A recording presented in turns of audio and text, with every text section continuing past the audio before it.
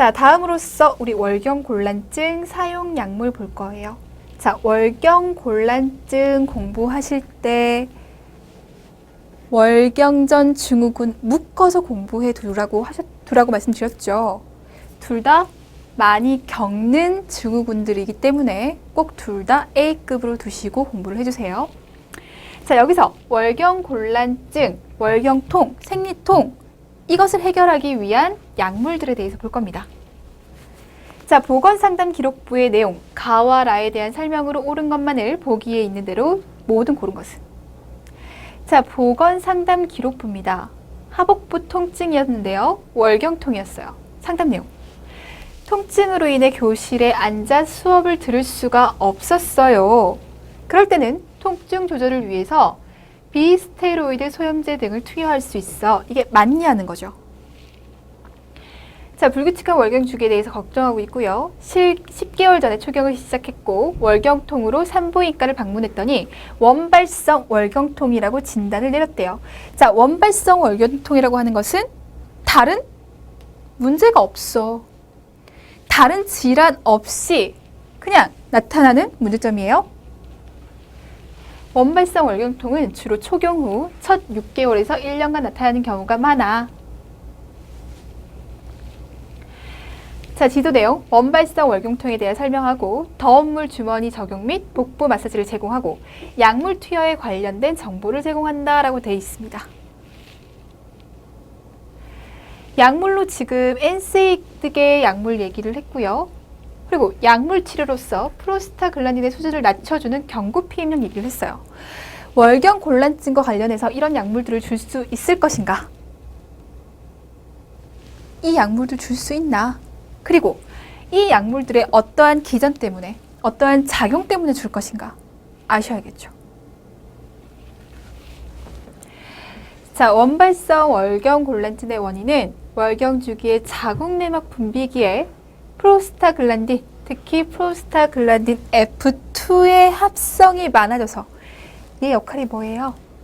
평활근의 수축을 촉진해요. 자궁협부의 장애로서 월경 중 자궁협부의 긴장도가 정상적인 경우보다 증가되어 있다. 자궁협부를 과하게 수축시켜서 그 긴장도가 증가되어 있는 상황인 거죠. 월경혈 유출에 장애를 초래할 때 자궁내막 동맥의 경련에 의해서 자궁근의 경련이 유발될 때 정신적인 인자로서 정신적인 불안증, 신경질적인 소지를 가지고 있을 때 일어나기 쉽다. 자궁근이 수축되고 자궁근이 경련이 일어나서 월경곤란증이 나타나는 것이다. 그래서 열 적용시켜주는 거 도움이 되는 거죠. 자, 간호종지로서 월경 생리에 대한 이해를 도와주고 식사의 개선, 적당한 운동을 권장하면서 증상에 따른 대증요법을 한다. 안정, 국소, 온열요법을 병행하면 효과가 좋더라. 왠지 아시겠죠? 자, 첫 번째, 진통제, 진정제 줄 수 있어요. 진통제나 진정제를 월경 시작 전일과 월경일에 투여할 수 있다. 통증의 강도가 심할 때. 에스트로겐 줄 수 있습니다. 자, 내분비 제대로 에스트로겐을 사용할 수 있으나 장기간 투여 시 출혈성 증가, 오신 구토가 동반될 수 있어요. 자, 경구피임제, 복합 경구피임제를 줘서 약 3에서 4개월간 사용함으로써 증상이 호전이 안 되면 프로스타글란딘 합성 억제제로 대체할 수 있다. 프로스타글란딘의 작용이 과했기 때문에 나타날 수 있었던 증상이었잖아요. 그러면 얘 합성을 억제시킴으로 인해서 완화시킬 수도 있다. 자, 자궁 수축 용해제입니다. 자궁근의 수축을 억제하자. 이해하시죠? 프로스타글란딘 때문에 자궁 수축이 심해져서 그래. 자궁 혈류량을 증가시켜야 돼. 동맥의 경련으로 인해서 자궁근이 경련된다고 얘기했거든요. 동맥이 경련되게 되면 당연히 효과적으로 자궁의 혈류량이 감소될 수밖에 없어요. 자궁의 혈류량을 증가시키기 위해서 얘 줄 수 있다. 그러나 빈맥과 안면 홍조 등의 부작용이 나타날 수 있다. 자, 프로스타글란딘 억제제 이해하셔야죠. 인도메타신을 월경 제1일부터 2에서 3일간 25mg씩 하루에 2번에서 3번 정도 투여하는 방법을 사용한다. 프로스타글란딘이라고 하는 것이 원인이었다면 얘를 억제시켜 줄 수 있는 방법을 사용할 수 있다. 자, 임신성 고혈압 치료 약물 딱 떠오르는 게 뭐예요? 떠오르는 게 있으셔야 돼요. MgSO4. 무조건. 얘 왜 사용하는 거야? 얘 양리작용이 뭔데? 진짜 왜 얘가 그렇게 중요해? 독성 반응 나타나잖아. 이 독성 반응이 나타났을 때 이 독성 반응을 해결하기 위해서 나타나는, 해줄 수 있는 약물 있지? 그거 뭐야? 물어본다고요. 전반적으로 모든 것들을 알고 계셔야 됩니다. 자, P교사는요, 자간전증으로 입원해서 황산마그네슘을 투여 중인입니다. 황산마그네슘, 이게 MgSO4죠. 자, 간호중재 가에서 마중 옳은 것만 있는 대로 고른 것은 황산마그네슘을 투여할 때 해줄 수 있는 간호중재에 대해서 얘기를 하고 있어요. 경련을 예방하기 위해서 투여하기 때문에 경련의 정구 증상을 관찰한다. 말초혈관을 수축해서 중증의 고혈압이 초래될 수 있기 때문에 혈압을 자주 측정해라. 시간당 소변이 50ml 이상이면 독성 반응 의심해 볼 수 있다. 독성 반응에 대해서 얘기를 한다. 의사에게 보고해서 투약을 중지한다. 해독제인 터부탈린, 해독제에 대해서도 알고 있어야 되네. 항상 환자에게 대준다. 신경근을 차단해서 반사가 줄어들거나 소실될 수 있기 때문에 투약 전 심부관 반사를 확인한다. 정말 기출이 중요하다는 건 전 다시 한번 느껴요. 다음 기출 한번 봐요. 다음은 자간전증으로 치료 중인 35주 된 인부의 간호기록지 일부이다. 작성 방법에 따라 순서대로 서술하시오. 간호기록지를 받습니다. 황산마그네슘을 정맥으로 주입했어. 두통이 있고 흐린 시야는 없어. 태아 심박수는 어땠고 지금 혈압, 맥박, 호흡수, 체온, 바이탈 사인은 이런 결과를 보여줬어. 심부관 반사를 하고 있어. 했더니 지금 양쪽 무릎의 관절이 원포짓이야. 심부관 반사에 대한 얘기, 황산마그네슘에 대한 얘기 지금 계속적으로 반복해서 나오고 있는 얘기들이에요. 기획을 투여하는 이유, MgSO4를 투여하는 이유, 왜 투여하는 거야? 앞에 보기에서 경련 때문에 투여하는 거야. 이렇게 얘기를 했어요. 어쨌든 똑같은 주제에 대해서, 자간전증이라고 한 주제에 대해서 MgSO4라는 약물을 물어볼 때 똑같은 것들을 지금 물어보고 있다고요. 이렇게 기출이 너무너무 중요합니다. 자, 밑줄 친 니은을 확인하는 이유, 심부관 반사에 대해서 얘기를 했거든요. 아까 보기에서도 심부관 반사 얘기를 했어요. 그럼 심부관 반사에 대해서 알고 계셨어야죠. 황산마그네슘으로 인한 독성작용이 나타났을 때 투여하는 약물, 아까 보기에서 약물, 독성 반응이 나타났을 때 투여하는 약물로서 터부탈린이 있고 이것을 환자 곁에도 이런 얘기를 했잖아요. 지금 기출이 반복해서 나오고 있어요. 중요한 약물에 대해서 반복해서 나오고 있잖아요. 이 약물 꼭 알고 가셔야겠습니다. 자, 임신성 고혈압은요, 고혈압과 부종과 단백뇨, 대표적인 3대 증상이죠. 얘를 보입니다. 이 중 고혈압이 단백뇨나 혹은 병리적인 부종, 이것과 함께 나타날 때는 자간전증이라고 얘기를 하고, 이 세 가지가 같이 나타나면 자간전증이라고 하고, 단백뇨, 부종, 고혈압과 함께 경련이 동반된다면 우린 자간증으로 진단 내릴 수 있다. 더욱더 심각한 상태죠. 경련이 나타나면 너무너무 심각해요. 그래서 그에 따른 간호중재가 중요해집니다. 자, 경련이 문제가 된다고 했어요. 우리는 항경련제를 줄 수 있습니다. 자, 황산마그네슘 MgSO4를 경련 치료를 위해 사용합니다. 이유 나왔습니다. 중추신경계를 억제할 거고요. 그로 인해서 경련을 감소시키는 역할을 해요. 작용 기전 여기 나와 있네요. 황산마그네슘의 혈중 농도를 잘 체크하셔야 돼요. 치료 농도, 그리고 독성 반응이 나타나는 혈중 농도가 있기 때문에 잘 기억하셔야 됩니다. 치료적인 혈중 농도는 4.0에서 7.5, 정상은 1.5에서 2.5입니다. 낮죠? 8에서 10이면 반사가 소실돼요. 12에서 15면 호흡이 억제돼요. 호흡 정지 나타나요. 어떻단 얘기죠? 사망할 수 있다는 얘기예요.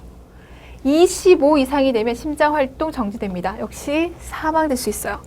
반사가 소실되는 게 아주 경미한 상황에서 나타나는 증상이기 때문에 뭐 검사한다는 거예요? 심부관 검사한다는 거예요. 심부관 반사를 검사해 본다는 겁니다.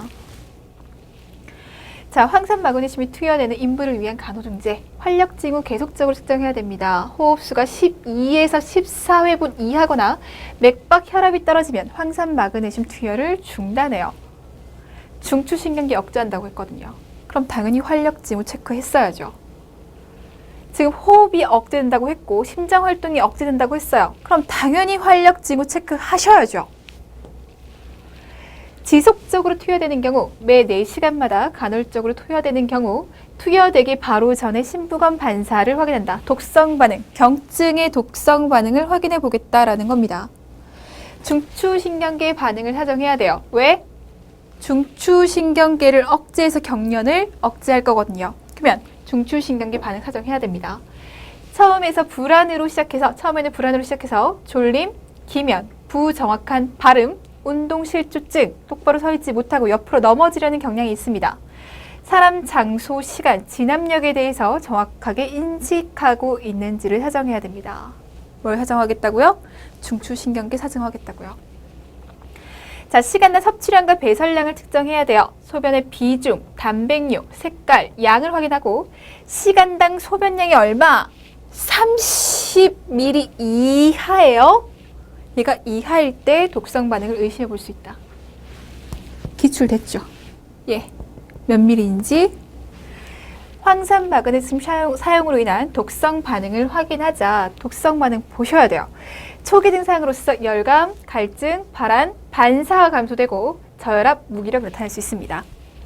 후기 증상, 기능이 억제되죠. 중추신경계에 호흡 부전 나타난다고 얘기했어요.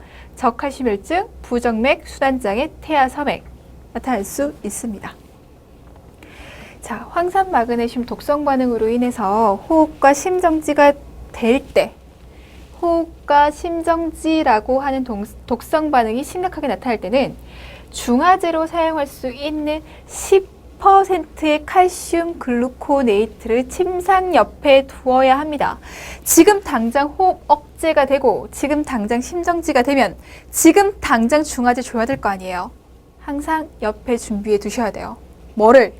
10% 칼슘 글루코네이트. 기출된 거죠.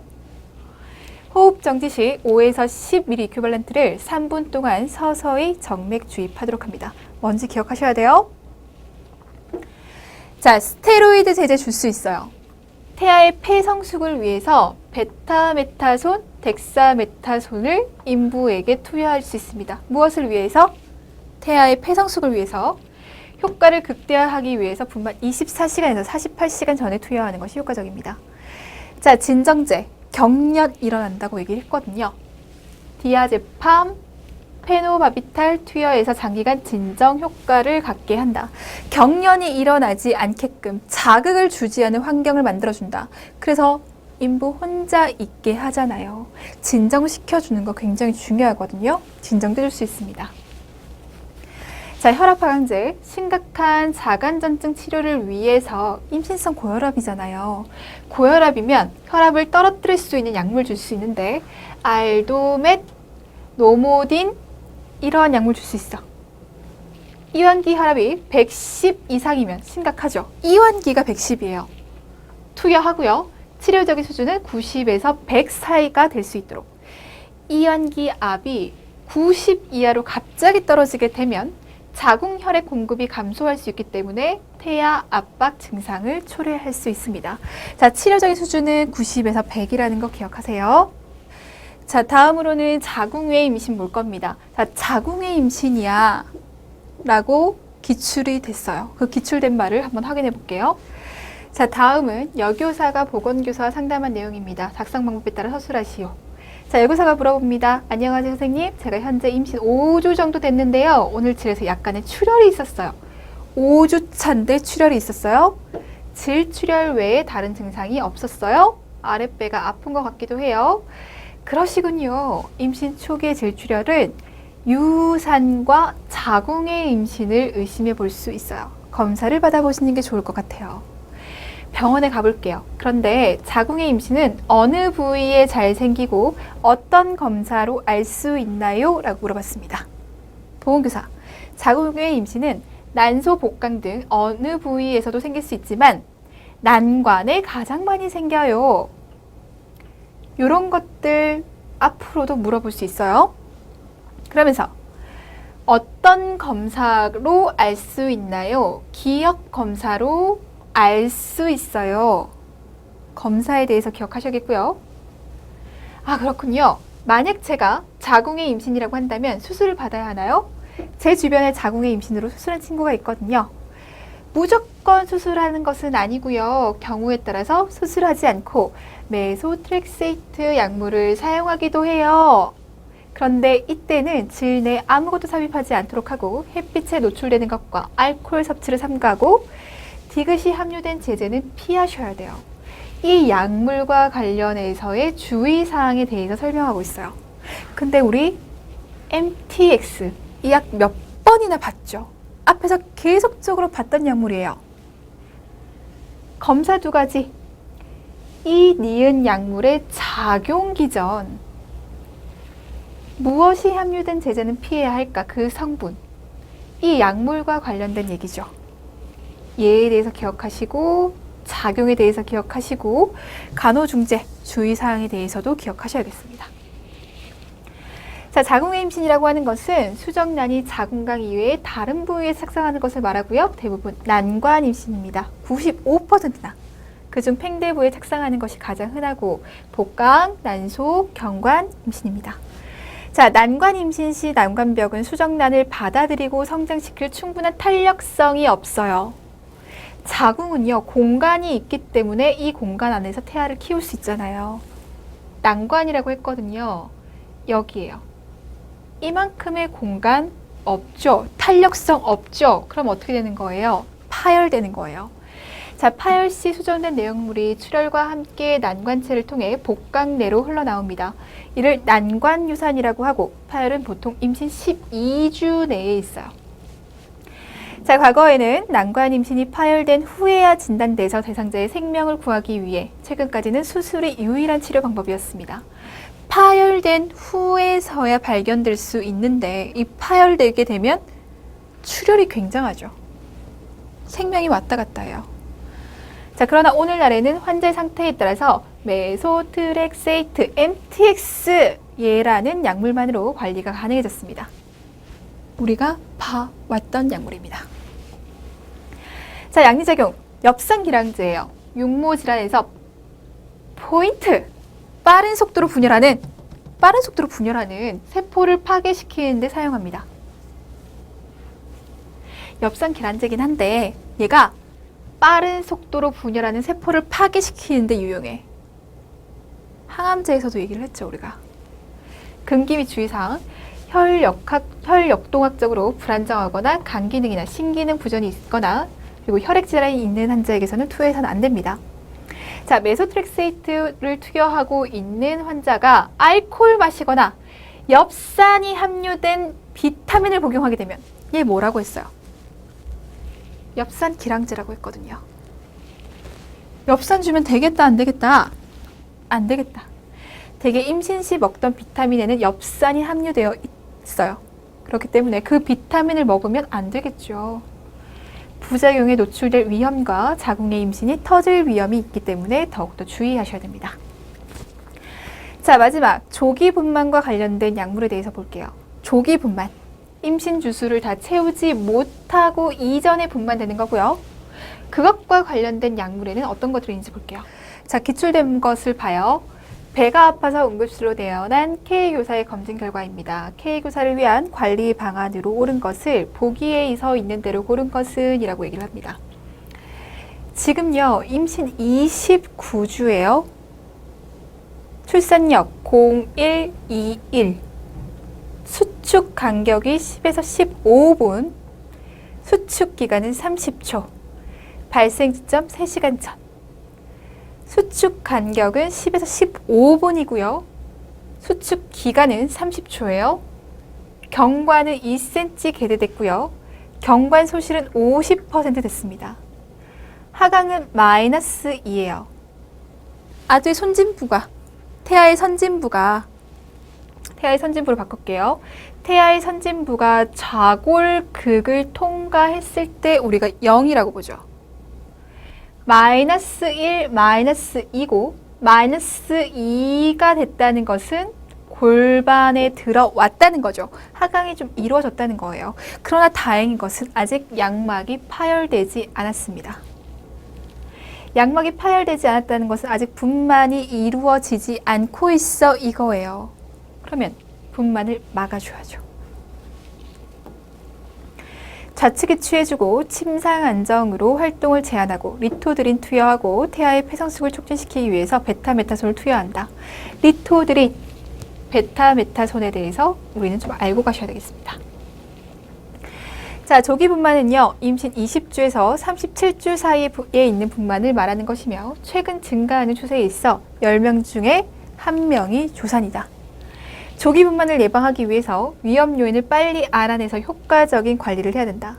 일찍 치료를 하면 할수록 조산을 예방할 수 있다. 예방을 위한 진단은 매우 어렵다.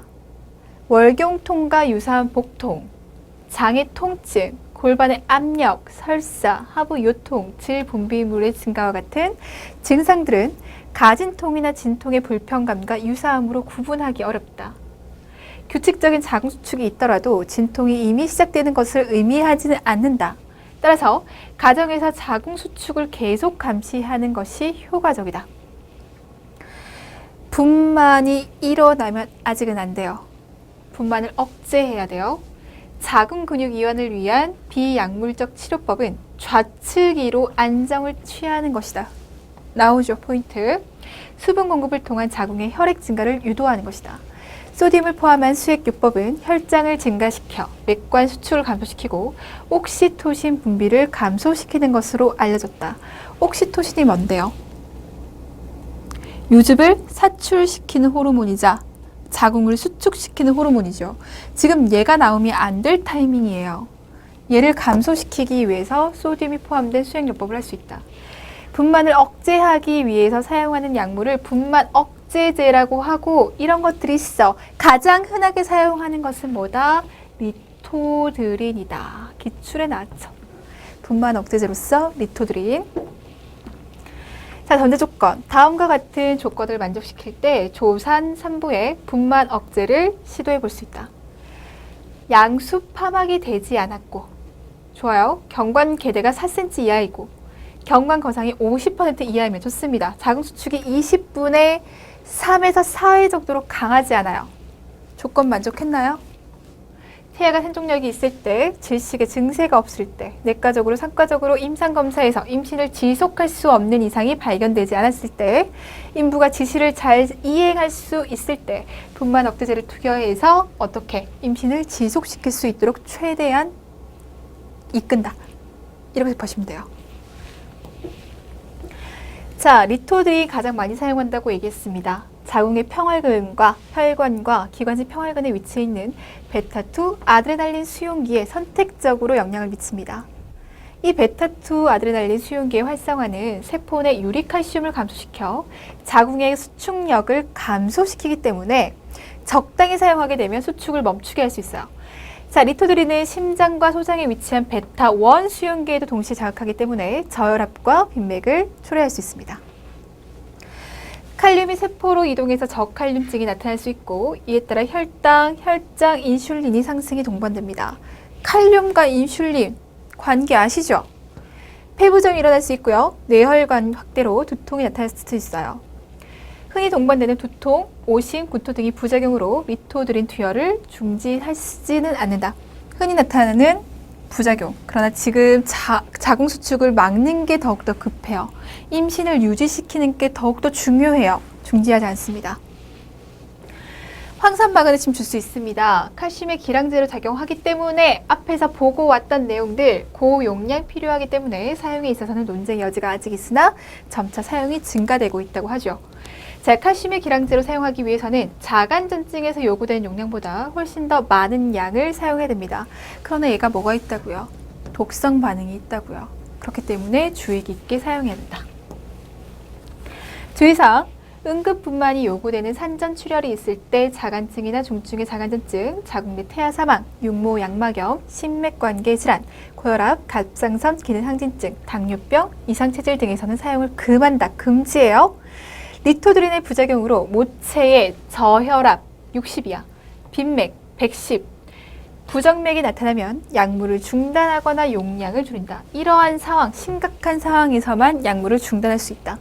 그 외 작용으로 불안, 가슴 통증, 두통, 진전, 오심구토, 신경과민, 호흡곤란 등이 유해 반응으로 나타날 수 있으니 주의해야 되고 필요시에는 프로프라놀로를 투여할 수 있다. 자, 태아 폐성숙을 위한 약물 투어. 아직 29주밖에 안 됐거든요. 그리고 37주 이전의 출산이라고 했거든요. 태아의 폐성숙 시켜줘야죠.